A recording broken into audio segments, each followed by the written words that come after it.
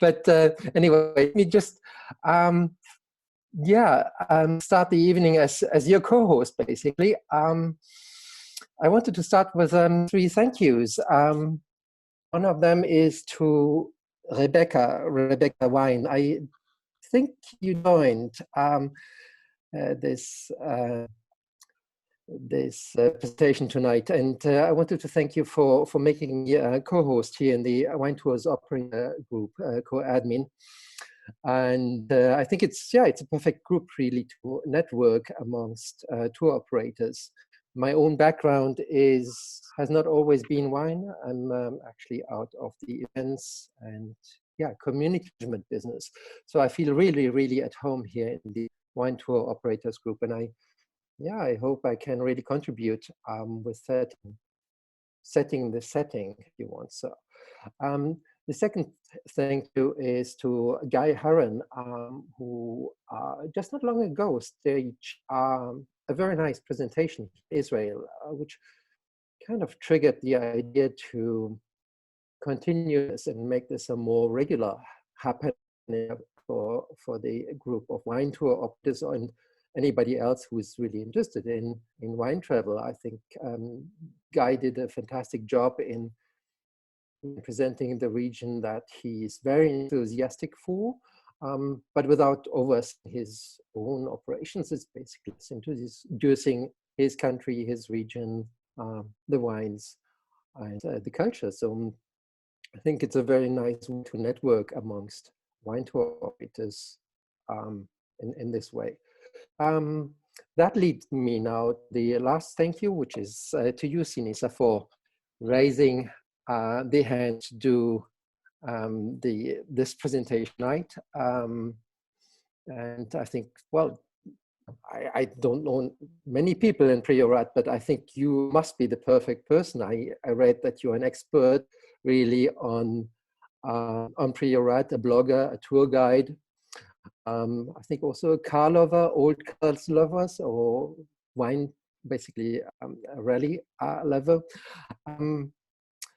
I understand that you run private tours and public tours in Priorat with your company Easy, and that you're also very well known, a member of the hashtag wine lover community.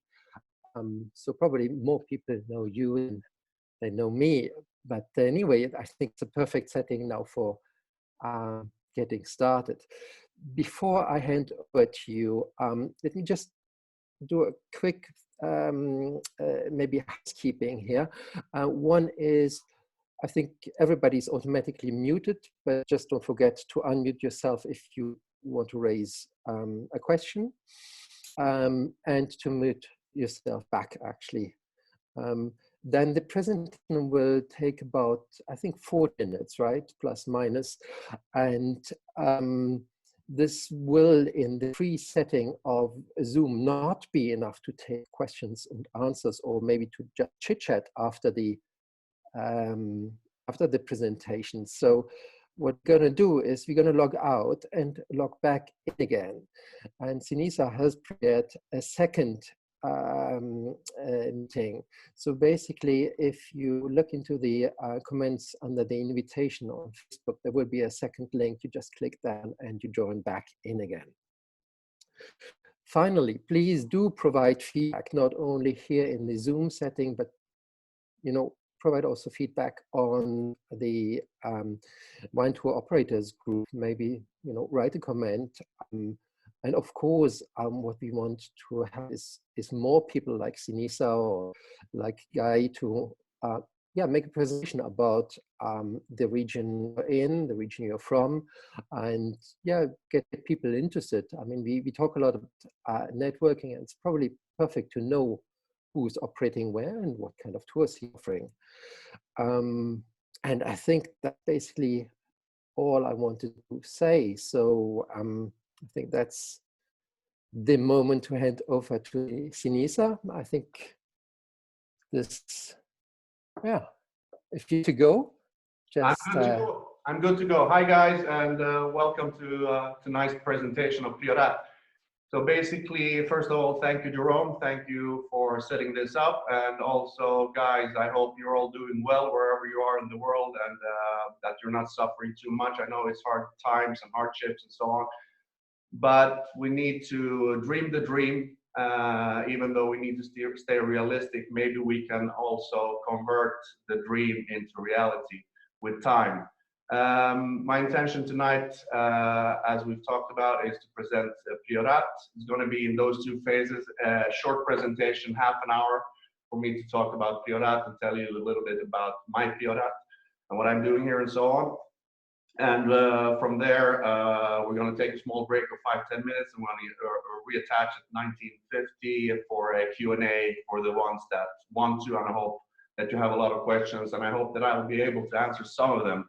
So like Jerome mentioned very quickly, wine and gourmet travel in Spain, through Wine Tour Spain and Sweet Easy. I have a wine blog that I did only in 2014. I wrote about Catalan wine for 365 days, one blog entry every day, and within the hashtag wine lover community, I'm the official Priorat specialist. Now, what I do when I do presentations and tastings and so on, I like to start with the wine. So I hope that you all have a good wine in your hands. I've chosen for me the Priorat, this nice bottle here, and I have a glass in my hand. And like I said, cheers to everybody first of all. And I hope that some of you, oh, Ferrer Bobet 2014, Johan, very nice choice. So I hope you have a glass at hand, and if not, maybe memories of wine, and let's take it from there. So the Priorat 2016 is produced by Albert Janet, and it's done in Priorat, at Rhythm Messiliers. And he's working with the varietals of Carignana and Garnacha, 60-40. He likes to work with more traditional ways. He wants to show what the old way of Priorat can be, but still working with fine, smart, tasty wines. Here it goes. And again, like I said, not too much about the wine.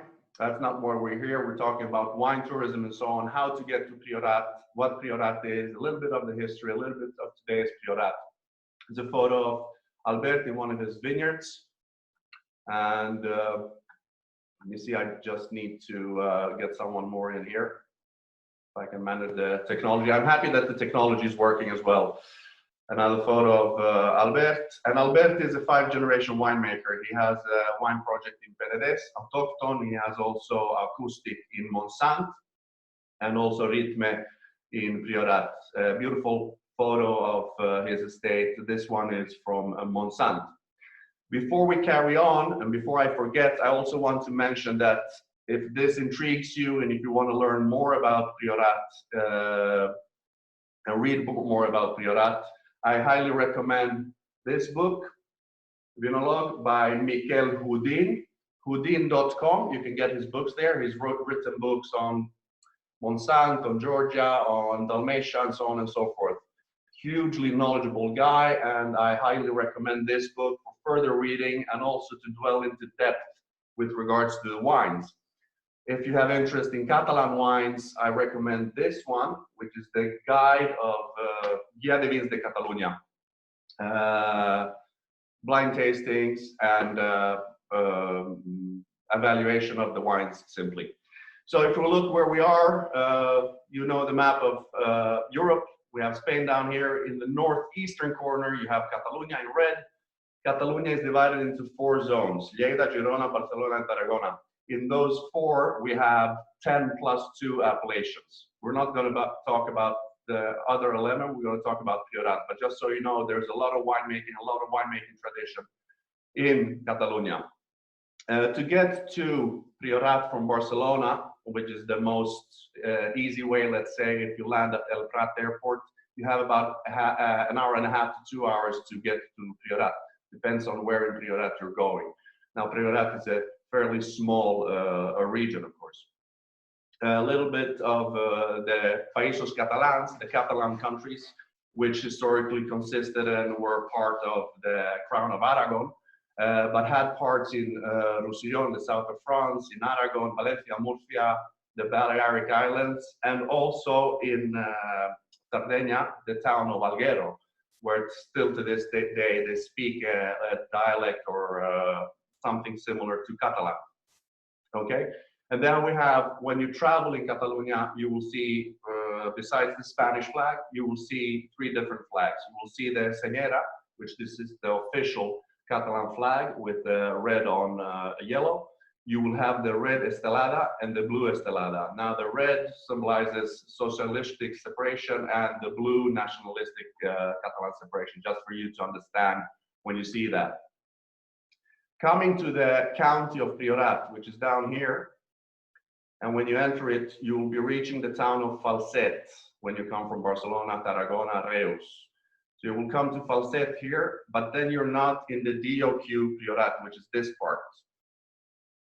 So many times Priorat is described as the egg yolk, and this around it is the white, which is Dio Monsant. So just to separate two things, there is the DOQ Priorat, which is the winemaking appellation, and then you have the Comarca of Priorat, the county of Priorat. Now the county has those two appellations, both Monsant and DOQ Priorat. And as you can see from the fact figures here, it's quite similar in terms of vineyard size. Dio Monsant has slightly less, red grapes contra white grapes.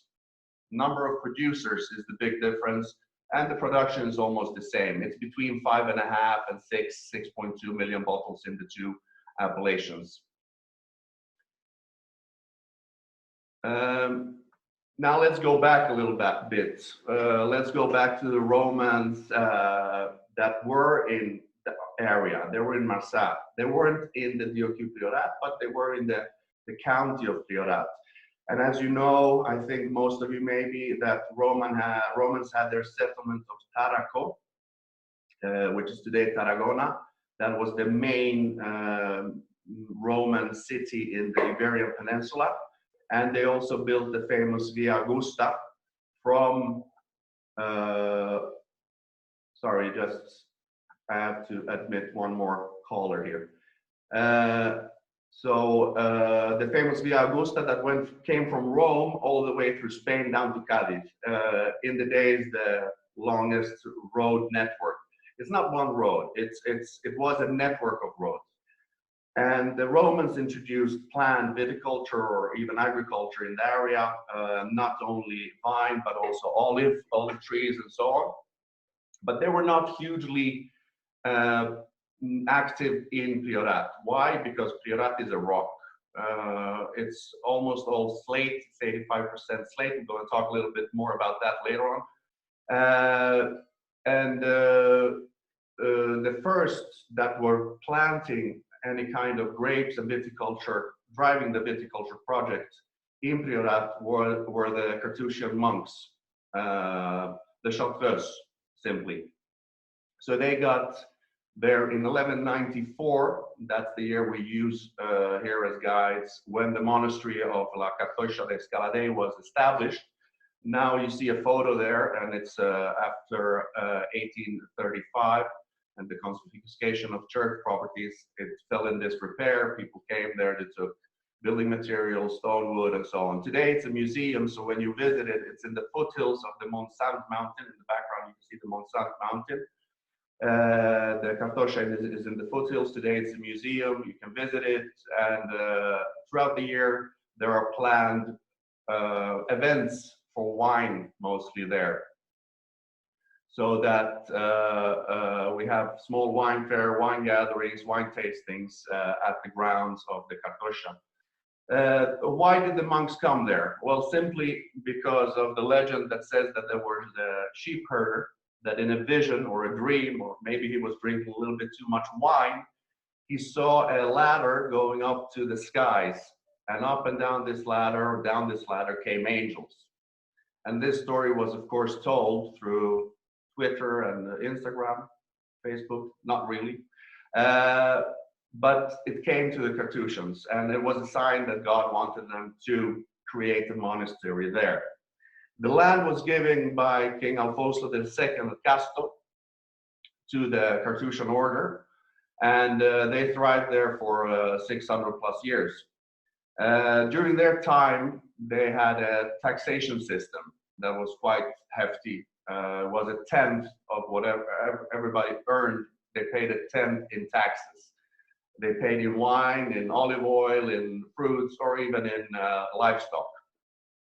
1835, confiscation of church property. We had the golden ages there from 1835 and onwards, up until 1893, when the phylloxera struck. As you all know, and if you've read up on wine, you know that in France it came in 1863, that's the year that I've heard. And in 1893 it came to Priorat. And Priorat was one of the last points of entry for the phylloxera. Before that, of course, golden ages. Phylloxera struck. The plains down below Priorat towards Reus and Tarragona, they were planted with hazelnuts, bushes, trees. And that became the second economy, let's say. But they started replanting quite fast in the area. And the reason Priorat survived was because of the old people that stayed. There was a lot of young people that started moving out of Priorat, of course, looking for their fortune in the bigger cities and going to schools and so on. But also due to the wine cooperatives, the so-called wine cathedrals that we have an abundance of in Priorat. Going more to modern times, we're looking at two gentlemen here, and that's the story of the Magnificent Five. Here we have a picture of René Verbier with the beer and José Luis Pérez, and they were the first to come and to give rebirth to the Priorat, together with Álvaro Palacios later on, Daphne Glorian, and Carles Pastrana. So those are the Magnificent Five that we're today talking about. They say there were about 5 others, but because it's very difficult to work in these lands, they left. To work here, you have to be a hero. It's heroic viticulture. Heroic viticulture is something that we use to describe areas like, for example, Ribera Sacra in Galicia, Aosta Valley, Mosel, Banyuls, Priorat, and so on, where it's really hard to work. Altitudes above 500 meters, slopes greater than 30%, harsh conditions. These guys came to the area. Now, René was from Tarragona, ancestry was French, and he came to the area. He knew it already since he was a child, because he had been coming to the area together with his parents. And he wanted simply to live a life in nature and take care of the vines that were there and so on. That was the initial goal. And when the rest came, when Alvaro came, Daphne, José Luis Pérez, and Pastrana, they themselves today describe the community as something as hippies. Have a good life, biodiversity, live close to nature in an unspoiled rural area. 79 is the year that René came, but it wasn't until 89 that they produced their first joint wine, so to say, and started marketing it. And the story that goes around is that a famous sommelier in the days, Jean-Claude Jambon, was approached by René with a bottle of Priorat wine, without René telling him which wine it was and where it came from. So he gave him the wine and said, "Can you taste this wine and tell me if it's worth 1,500 pesetas?" Pesetas equivalent, let's say 8, 9, 10 euros. In those days, wines from Spain were sold for 150 pesetas, a tenth. But to make it a viable project for the group, they needed to sell it, and they had conformed between the 5 that the price going out is 1,500 pesetas, around 9 euros. Jambon smelled the wine, tried the wine, walked away. And René thought, okay, that's that. He came back and said, I want 2 cases.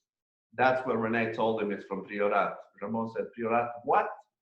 And that's the story of Priorat. Even if you know Priorat, and a lot of people these days, especially wine people, they get to know Priorat more and more. and I'm very happy that they do. But still, it's quite virgin in terms of tourism. 2 hours from Barcelona, yes, it's close by, but remember, Barcelona, Catalonia has approximately 15, 16 million tourists a year. I would say 99% of them stay in Barcelona and along the coast. Maybe the percentages are larger, but very few come to the inland. And wine tourism, yes, you can get on a train and you can go to Penedès, to Vilafranca or Sant Sadurní de Anoia for Cava, and get there very easily. Half an hour, 45 minutes, you're there. You can enjoy a day there with train.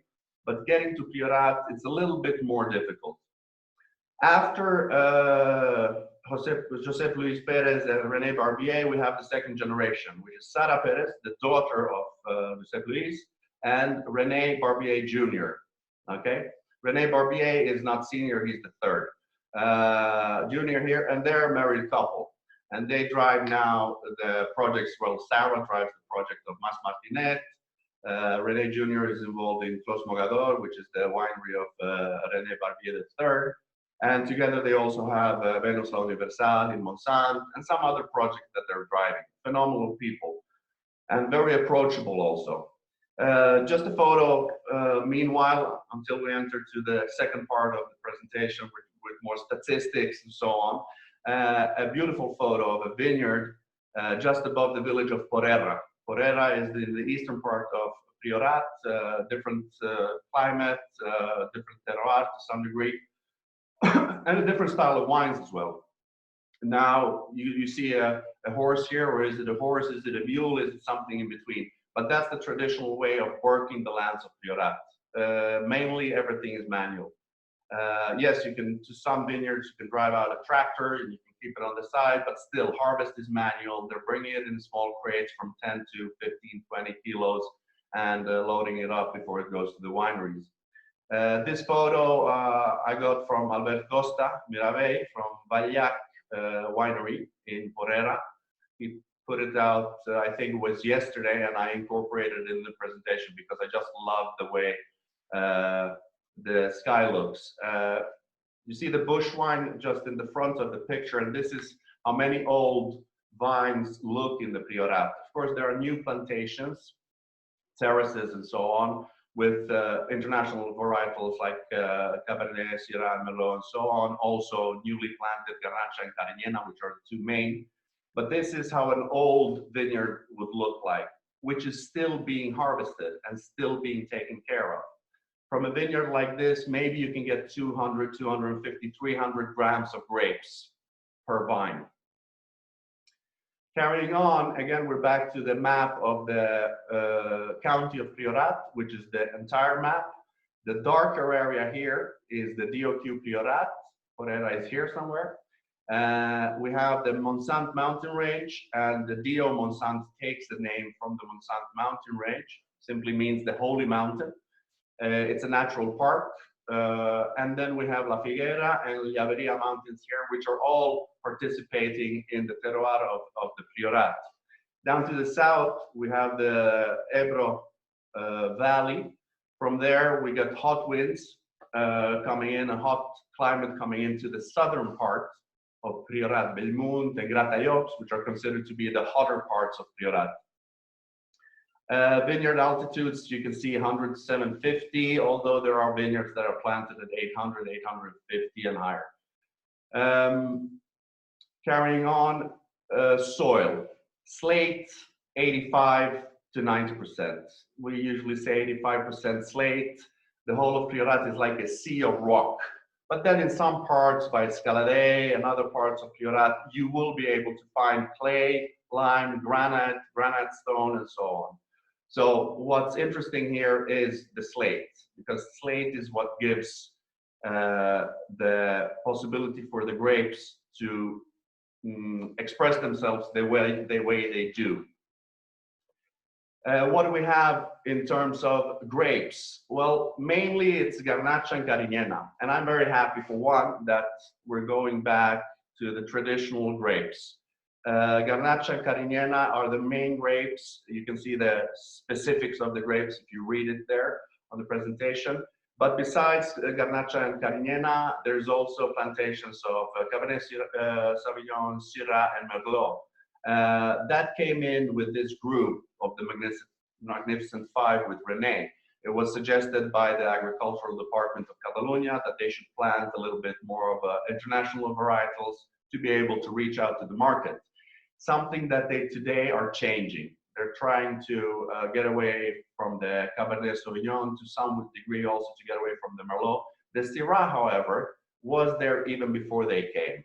In Priorat, René is talking about an old plantation of Syrah that came from the Rhone, of course. On the white side, which is only representing about 5–6%, but this is growing because the wines that are white from Priorat and also a few rosé wines are gaining more and more popularity. So some wineries are starting to regraft or replant with some white varietals.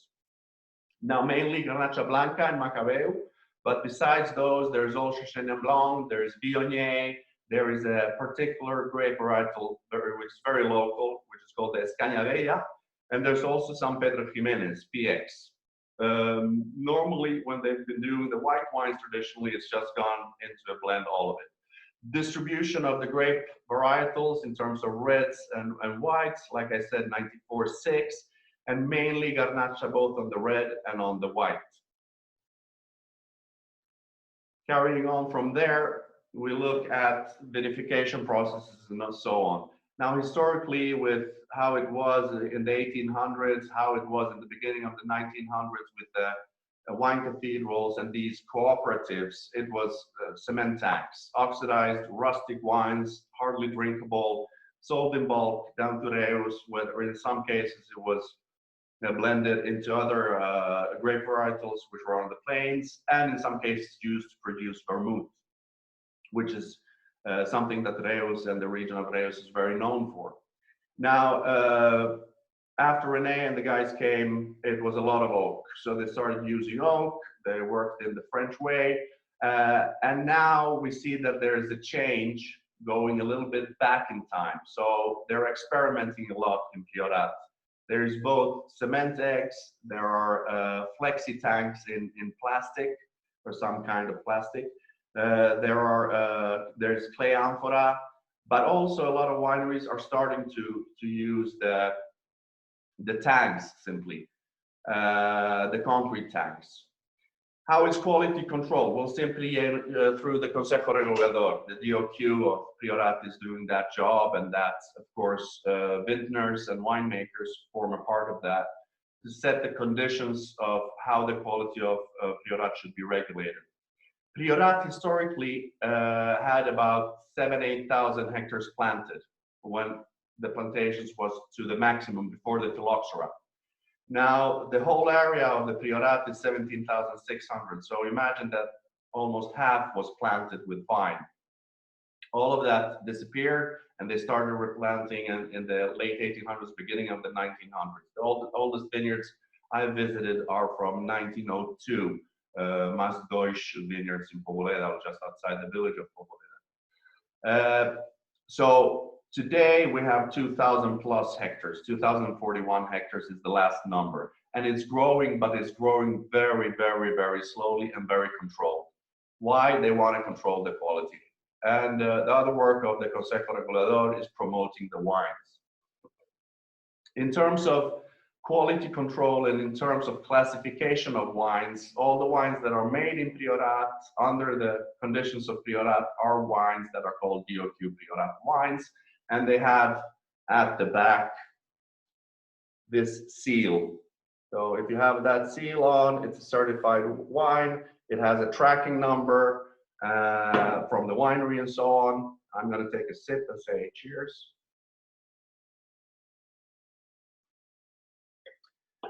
In addition to the DOQ Priorat having that certification, there are additional certifications. That has also changed recently. I'm going to come to that later on in the presentation. But throughout the years back, we've had two additional certifications, Vi de Villa and Vi de Finca. And not too long ago, there were only two Vi de Finca. Clos Mogador, from Cellier Clos Mogador, that's the René Barbier's wine, and Mas de la Rosa from Vallac in Porrera, Albert Costa Miravey. Recently, Mas d'Engil and historically called Mas Baril or Masia Baril changed names, is one of the wineries that existed in Priorat even before the Magnificent Five came, and one of the first also together with the Castosha de Ciliers de Castosha de Escaladei, or Ciliers de Escaladei. So these two, one white and one red, were recently added to this classifications of Vide Finca de Ocu Priorat. What else can I say about these wines? Well, I know Mas de la Rosa quite well. It's an old Carignana, 100%. Again, single vineyard wine and so on. Clos Mogador is also a single vineyard wine. However, it's a blend. So there's both Garnacha, Carignana, Cab, and Syrah in there. Going to a little bit of years and when it all started. Priorat in '54 was certified a DO. One of the oldest in Spain, not the oldest. Some say it's Jerez, Marques de Jerez, that is the oldest in Spain. Dio Tarragona is also quite old. And Dio Monsanto, historically, before it became a DO in its own right, belonged to the Dio Tarragona. The region of Tarragona, I would like to point out, has several DOs, denominaciones de origen. Tarragona, Conca de Barberá, Dio Q Priorat, Dio Monsanto, Terra Alta, and so on. In 2000, it got the DOQ status by the Catalan government, but it wasn't ratified until 2009 and became a DOC, which is the Spanish Denominación de Origen Controlada in Spanish and Calificada or Calificada in both, but the Q in Catalan and the C in Spanish. It all started way back in time with the geological disruptions in the earth. And the temperature is an interesting thing. It's quite hot in Priorat during the summer, but in the evenings, you get the breeze from the Mediterranean, so it cools it down, which is fantastic for the grapes and maturation of the grapes, and maintains the acidity. So it's a beautiful area in terms of that. Today, I saw a posting on Facebook by Esther Nin from that makes Las Planetas. In her vineyard in Porrera today, she had 34.8 degrees. So it's getting hotter here as well, not only down south in Valencia. And low yields, average 1 kilo per vine. I mentioned before 200, 250, 300 grams for a vine, but the average that we're talking about is a kilo per vine. Torroja, that is, was in the middle there, is the central village where also the Consejo Regulador has their offices. Going to plantations, we have the costers. Again, the costers are simply slopes. So they're not terraced. There are slopes, inclinations between 15 to 60 degrees. So you can imagine that it's really hard to work in the slopes that have a high degree of inclination. And the vines are very low as well, which means that I suppose that's also why the olden people stayed, because they were already bent over and had not so far down to the grapes. Johan is smiling there. You understand what I'm talking about. But anyway, lovely vineyards. You see also the density is not so high. Here we have different time of the year. No leaves on. This is during the winter. But same thing here. And then we have the terraces. This is in just outside the village of Poboleda at the winery of Massine, Burgos Porta. They have a lovely amphitheater-style terraced vineyard over here, and they had in the center here they have a plantation of that they're working with together with INCAVI, which is the Catalan Institute for Wine and Cava. That's a project where they're working with crossbreeds or hybrid of different varietals of grapes to see how they manage in Priorat. Another photo taken, and the village you see over here is Gratallops. Gratallops, I would like to point out also, is one of the very interesting villages in Priorat. That's where the restart of Priorat happened with the Magnificent Five. That's where you will find Clos Mogador, Clos Lobac. You will find Clos Erasmus and also Álvaro Palacios there, Alvaro Palacios, big winery nowadays. In addition to that, there are some 26, 27 wineries in this small village with maybe 350 people living there. So they're not working too much like Silicon Valley with microchips or aviation. They work with wine and vine. Going back to the map, I mentioned briefly Vide Villa and Vide Finca. I've also told you which wines were the Vide Finca, which that classification is going to withhold as far as we know, but there is another Noms del Terra, which I'm coming to, which is a new classification that's going to take over. Vide Villa is within that classification. And here is the distribution or where in which villages you can find the Vide Villa wines. Now, Priorat is divided up in the villages. Escaladei is where the monastery was founded, and just underneath the Montsant mountain range. Los nombres de la terra in Catalan. This is the new classification, and very similar to the classification you will find in Burgundy, and in Spain, as far as I know, it's only Bierzo that has the same classification, which is this very, very new. It's a year and a half. So what we're looking at here is the pyramid and the 5 different levels of classification, which are explained more in detail here.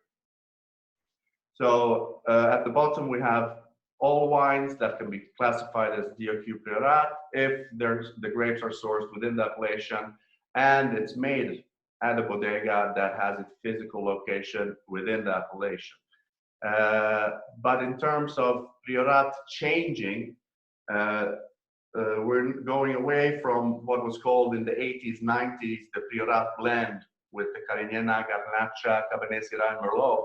More and more wineries are going back to blending Carignana and Garnacha or working monovarietally with those two. To some degree, they're continuing with Syrah, Cabernet, and so on. The second classification, Vide Villa, has additional rules that must be withheld. So you have to have a minimum of Garnacha and or Carignana, 60%. You have to have a certain age of the vineyards, 90% have to be at least 10 years old. And also there's a maximum yield. Now, when you look at the maximum yields in terms of 7,000 kilo per hectare for the whites and 5,000 respectively for the red, those are the maximum numbers. There are very few that maintain that, simply because most wineries are looking for quality in terms of wine. So some vineyards don't have more than 1,000, 1,500, 2,000 kilos per hectare, especially for the reds. Going to the Vide Paracha. Vide Paracha is division of the villages into smaller parts. So all of the Priorat divided into smaller parcels. Again here, grape have to grow in a single location or paracha, and the boundaries of those parachas are set by the Consejo Regulador. And again here, the maximum yields, you have to use minimum again of Garnacha and Carignana, and the same here, 90% of the vineyards at least 15 years old. For Vide Villa it was 10. Then we have the Vina Clasificada. Now this is where it gets interesting. And now we're reaching Premier Cru. So we're looking at very much the Burgundy style in terms of quality. How many will reach this and when they will reach it, that's something that I'm very excited about finding out in the years and months and years to come. But you can also see here that they've added traceability of at least 5 years. So they have to have made that wine 5 years consecutively in the same way, from the same vineyard, same vinification, and so on. And then the next and the top is the Grand Cru, or Gran Viña Clasificada. Starts from 2017 only, traceability of 5 years. So in 2022, we will have that on the market. Again, the yields are going lower here, which is again the maximum yields. But of course, to make a Grand Cru, you will not be using that much, you will not get that much rendement from your vineyards. That was the short version, very comprised due to time limitations. Okay, a trip to Priorat, how do you plan that? We're simply fly to Barcelona, get in a car, rental car, or get someone to take you to Priorat. There are some excellent wine tour operators. If you're coming on your own, like I said before, Vinolog by Mikel Houdin, houdin.com, you can get it there with most of the wines, most of the bodegas from Priorat are described here. I think in this edition he has 114 wineries and 380 wines. This is a treasure. And so if you come, you can use that as your guide, or you can have a professional guide, and there are plenty of good guides in the Priorat. And 1.5 hours to get there. If you do Priorat, please don't do just one day. It's not enough. And if you're a Gerhard wine lover, take your time in Priorat. It's worth discovering it. Get there late in the afternoon or evening. Check into one of the many small rural hotels like Callio or Mascomte, or a hotel in Falset, which is the biggest town there outside of the appellation, but still. Sorry, I'm removing that. You still have my screen, or you have me only? Anyway, so stay in one of the hotels in Priorat. You get the opportunity to discover both Priorat and Monsant, which is close by.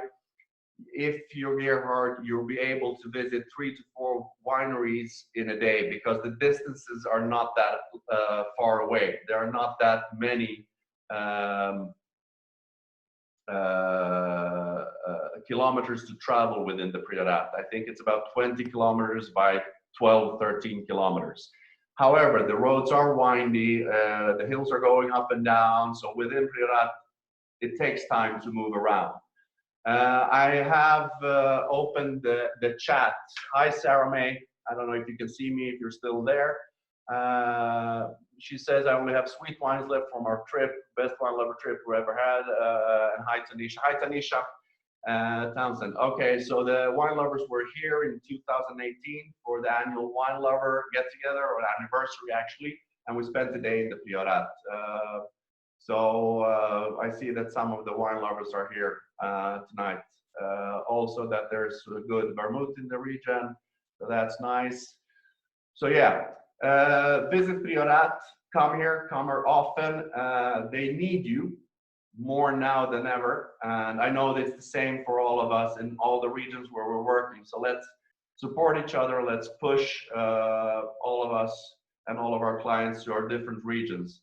And if we ever need any help here in Priorat, please let me know. I'll be more than happy to set you up. One thumb or rule in Priorat: don't just go there and knock on doors. Make sure that you have booked beforehand.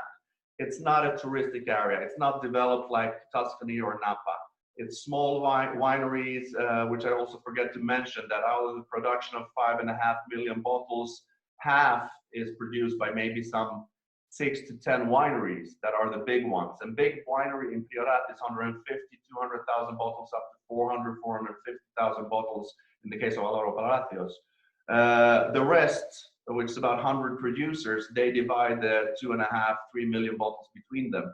So you can imagine that the average production in a winery is about 30,000 bottles. Small wineries, they might be out in the fields, they might be at fairs and so on, so call them. Not all of them have the infrastructure for enoturism. Although some of them have restaurants nowadays, and even some, like Los Figueras, have a few rooms. Trossos have also rooms. Terra Dominicata is the new luxury hotel that was built recently. Jerome is asking, what's the best time to visit? Well, actually, today is the last day of the wine fair in Falset, which this year was canceled. So tomorrow would have been the professional day, Mondays, our professional day. So unfortunately, after I think it's 20 years, or is it more, that the FIRA has been ongoing each year, this is the first year they've canceled. So this is a good time to visit. The almond season has passed, so there's no more bloom of the almonds, which is very beautiful in February, March. Temperatures are good. You have nice color from the almond trees and so on. And then I would recommend Also September, October. Yes, intensive because of the harvest and so on, but most wineries, if you advise them in advance that you will come, they will receive you. That's not an issue. Priorat wineries are very happy to help. They're very outgoing. In most cases, if you mention it, you will have access to the owner or the winemaker at the premises, which is always interesting for our groups, I think. Thank you from Greece, Konstantinos. And thank you, Rebecca, also. I'm really happy to have been able to show you, I'll talk to you a little bit about Priorat. I know it's very comprised. I hope that you got some information. If anyone needs the presentation, get in touch with me privately through Facebook or email, and I will share the presentation with you, not an issue. Also, a question of what's the level of English? Very high. No issues. Maybe the ones I work with, a few wineries of the smaller speak Spanish only or Catalan, but that's not a problem again. That's the fun part of being in Priorat, I think, especially visit the small wineries, the ones that maybe produce 13, 15, 20,000 bottles. Rather the small than the big commercial ones is my suggestion, but everyone to their own. Okay, I think it's time to take a small break. We'll make, like I said, initially we'll have a break of, let's make it 10 minutes. And we'll restart again at 1958. So see you all in Hvala Marko. Ciao Marco. So I'll see you all again in a short while.